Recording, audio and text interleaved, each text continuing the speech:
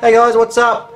We've got another eBay teardown slash review here. I got myself the cheapest digital level that I could find, and I thought I'd see how cheap they can make it and see what's inside one of these things.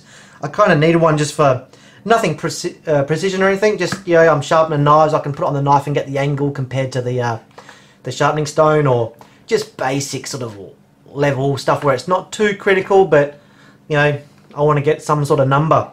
So I bought this because it's cheap, and I'm sure it's going to put a number on the screen and get me within the ballpark. But it's it's actually very, very cheaply made. If I turn it over here, you can see they didn't even put the screws in the back. Look at that, there's 4 screws missing. It's just held on with these 2 screws here, and they're not even matched in their colour. So it's like just whatever spare screws I had laying around. We got 4 empty holes. Don't worry about that.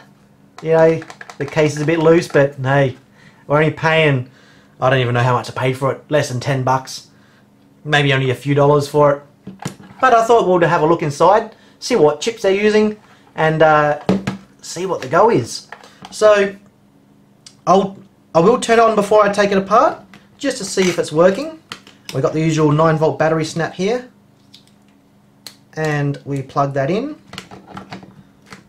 I'll try and stuff that back in the hole. Oh geez, I don't think it will even fit. There we go. That's in. Whatever. So on the front we got the on-off button. Does exactly as you'd expect. Hold it in to turn it off. It also has an auto-off function after a minute of non-use. So if you leave it on, just sitting there, it'll turn off and save the batteries. We've got the button for the volume. You can hear it beeping there. That means I've hit the 0.00, it's perfectly level. Also, it'll beep when you press the buttons with that turned on. So then we got calibrate, and if I hit that button, we'll go calibrate 1,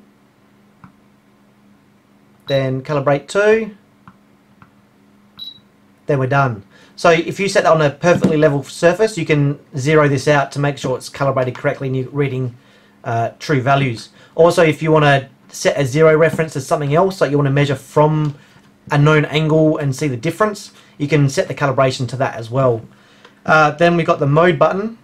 At the moment I've got it on degrees. You can see the tiny little circle there.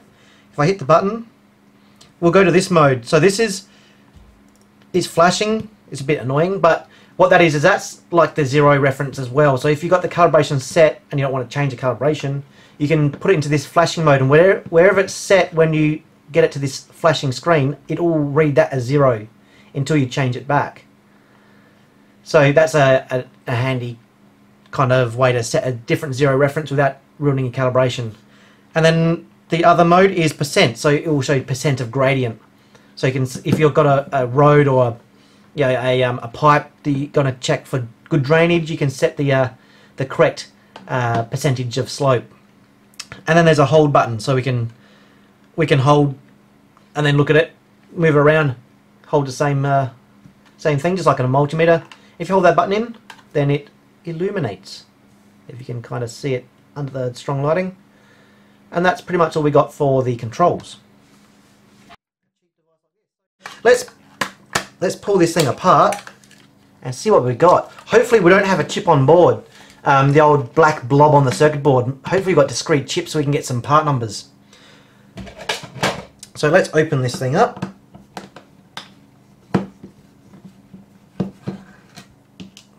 Our silver screw and our black screw. Because hey, why do we need them to match? It only cost a few dollars. And excellent! We've got real chips. And they haven't scrubbed the numbers off. Awesome.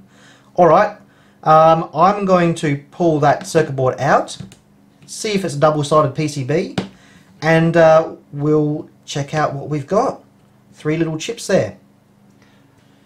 Alright, so I think I've got this mostly worked out. So basically we've got our battery snap that comes into here.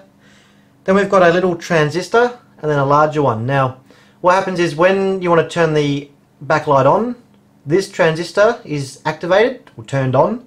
That then turns this one on. I think this one here is used as a constant current supply for the LED just up here. So the micro, this micro here, will then turn on this transistor, that turns on this one. This limits the current and gives you your backlight. The beeper, which is a little piezo beeper here, that's wired straight. Looks like it's wired straight into here. Now this one here is a Holtec brand, HT1621B, and it's just the LCD controller. So maybe the beeper is being wired into one of the outputs from the for the LCD that's not being used. They may have a spare one, that like a segment that they don't use, and that's going to the beeper instead. I'm not sure, but the traces come up underneath here.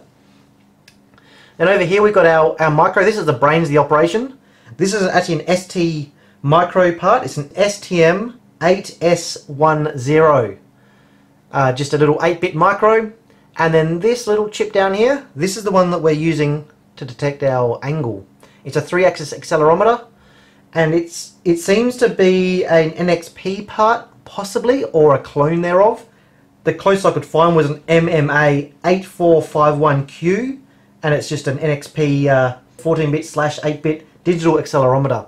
So that's what's actually measuring our angles.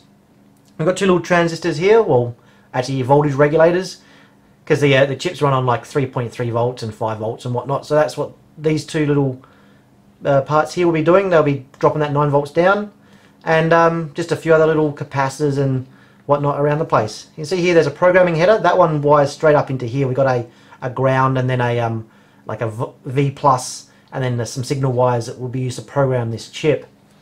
And over here looks like they got a spot for a voltage regulator for an external input or something. So you could, maybe there was an option, or that they had an idea that maybe they'd have a DC jack. It'll be wired into this little connector, then have a voltage regulator will step whatever voltage, 12 volts input or whatever, down to 9 or 9 volts or something. But that's not been populated, and there's no jack in the box at all. On the other side, it's just the usual kind of zebra strip for the LCD, and then the little patterns here for the buttons. No components on that side at all, just traces. So yeah, it's pretty much all integrated into the silicon on this one.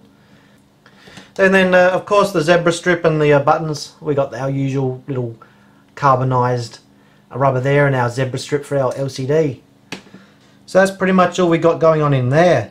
I like this backlight. It looks like just a chunk of plastic with some white plastic on there for diffusing, and the LED stuck in the end. Seems to work quite well, I guess.